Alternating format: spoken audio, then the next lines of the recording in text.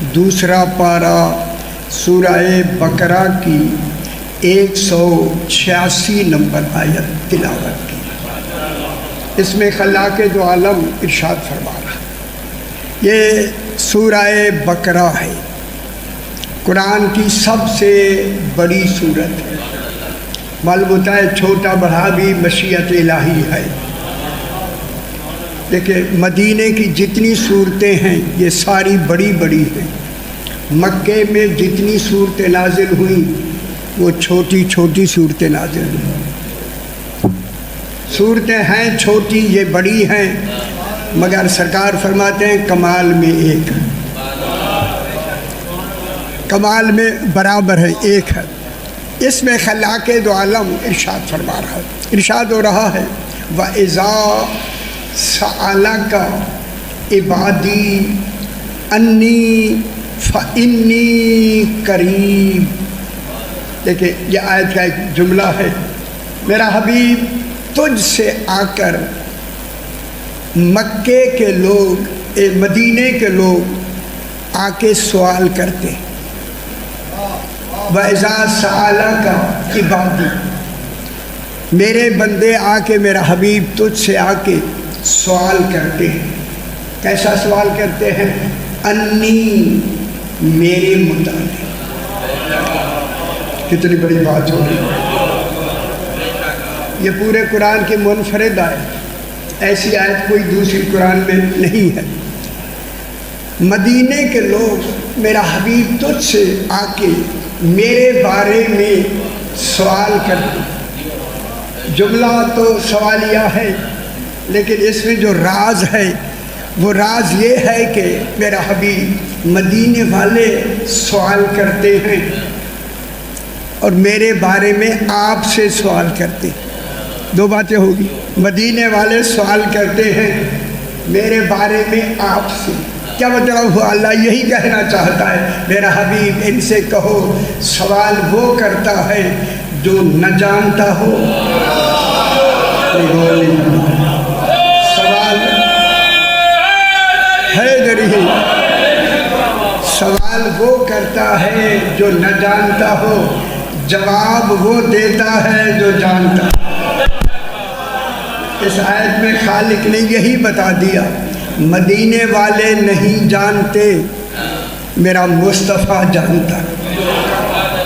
میرے بارے میں مدینے والے نہیں جانتے، کیونکہ سوال کر رہے، میرا مصطفیٰ جانتا ہے۔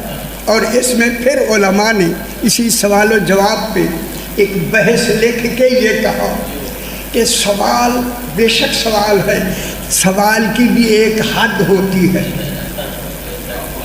اور جواب کی بھی ایک حد ہوتی ہے۔ علم کلام منطق میں سوال کی بھی حد ہوتی ہے اور جواب کی بھی ایک حد ہے۔ فرمایا وہ سوال کرتے ہیں، رسول جواب دیتے ہیں۔ سوال کی حد کو جہل کہتے ہیں، جواب کی حد کو علم کہتے ہیں۔ یعنی مدینے والے نہیں جانتے، میرا مصطفیٰ جانتا ہے۔ اب کتنا جانتا ہے، کتنا جانتا ہے، لیکن جاننے کے لیے یہ سوال کرتے ہیں میرا حبیب جانتا ہے۔ جب حبیب جانتا ہے، یہ ہمیں اسی لفظ میں پھر یہ سمجھا دیا، لوگوں اگر کوئی اس وقت کائنات میں توحید کو جانتا ہے اسے محمد کہتے ہیں۔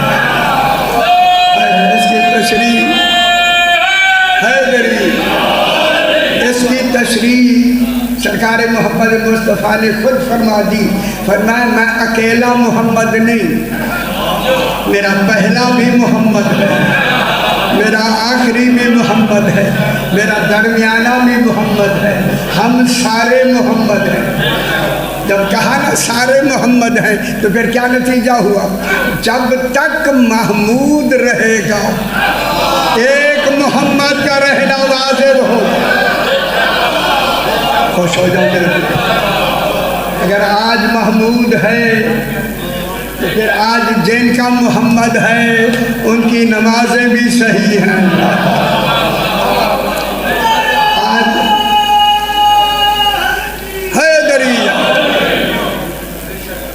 آج ہمارا 12واں موجود ہے یا نہیں؟ حقیقت محمدیہ موجود. اسی حقیقت محمدیہ کے بارے میں تھوڑی سی بات کر کے، علامہ ہلے میں رہتے ہیں. اسی ہلے میں ہمارے بھائیوں کے ایک عالم نے ہمارے خلاف ایک بہت بڑی ضخیم کتاب لکھی، لیکن وہ دیتا کسی کو نہیں تھا. اس سے باتیں کرتا تھا لیکن دیتا کسی کو نہیں تھا. علامہ ہلی کو معلوم ہوا کہ اس نے ایک کتاب لکھی ہے. چونکہ محلے میں رہتے تھے، یہ گئے ملنے کے لیے، وہ ملے اور خوش ہو گئے. زی نصیب آپ میرے ہاں آئے، کیسے آنا ہوا؟ فرمایا کہ تم نے ایک کتاب لکھی ہے، وہ میں کتاب لینے آیا، تو مجھے پڑھنے کے لیے آپ دے دو. اس نے کہا کہ میں نے قسم کھائی ہے کہ کتاب کسی کو نہیں دوں گا. جب کہا نا قسم کھائی ہے کتاب کو نہیں دوں گا، علامہ ہلی نے فرمایا قسم میں شرط ہوتی ہے، تو مجھے شرط بتا دو. تکرار نہیں کیا، قسم میں شرط ہوتی ہے تو مجھے شرط بتا دو. اس نے کہا میں نے ایک دن کی قسم کھائی ہے. جب کہا نا ایک دن کی قسم کھائی ہے، فرماتے ایک دن کے لیے دے دو. اب وہ مجبور ہو گیا. اتنی بڑی ضخیم کتاب گیا اور جا کے علامہ کو دی. علامہ گھر آئے، نماز مغرب کے بعد اسے نماز سے فارغ ہو کے لکھنا شروع کیا. جب آدھی رات آئی، اب لکھتے لکھتے نیند فطرت ہے، فطرت نے غلبہ کرنا شروع کیا. اس غلبے کی بنا پہ کچھ لکھنے میں تساہل ہوا، کچھ لفظیں اوپر نیچے ہو گئی. ابھی کتاب تو بہت باقی ہے، لکھنی ہے.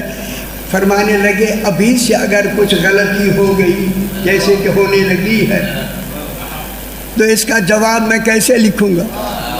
صحیح ہوگی تو جواب لکھوں گا. اسی تردد میں تھے، ذرا سی آنکھ لگی خوش ہو جائے. جو ہی آنکھ لگی 12ویں امام نے آ کے کہا تم سو جاؤ ہم لکھ لیں. اچھی بات ہے، سو جاؤ تم. حیدری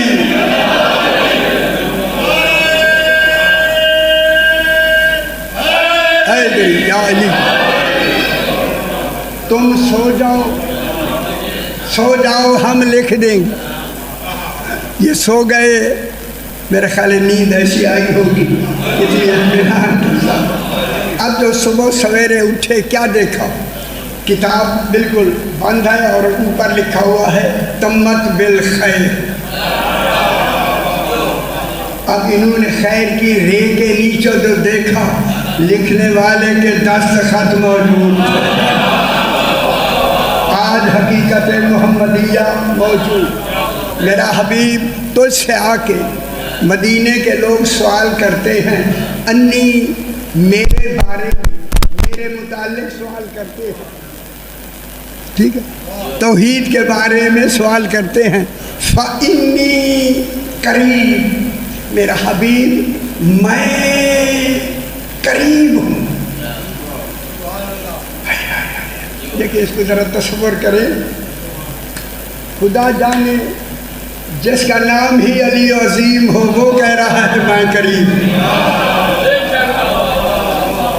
یا ایک قرب کا جو تصور ہے نا، تصور میں جتنا بھی بیان کروں نہیں کر سکتا. آپ جتنا تصور کر سکیں قرب کا، وہ قرب نہیں ہوگا جو حقیقی قرب اللہ نے کہا.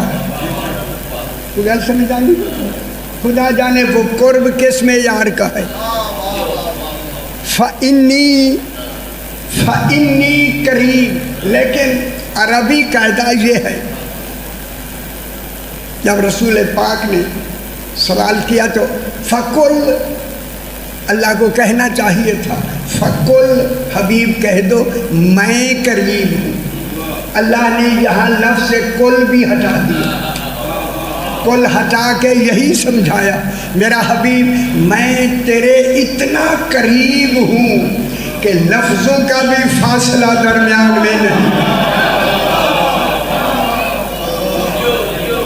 لفظوں کا بھی فاصلہ نہیں ہے۔ جہاں لفظوں کا بھی فاصلہ نہ ہو وہاں قرب کا تصور کیا ہوگا؟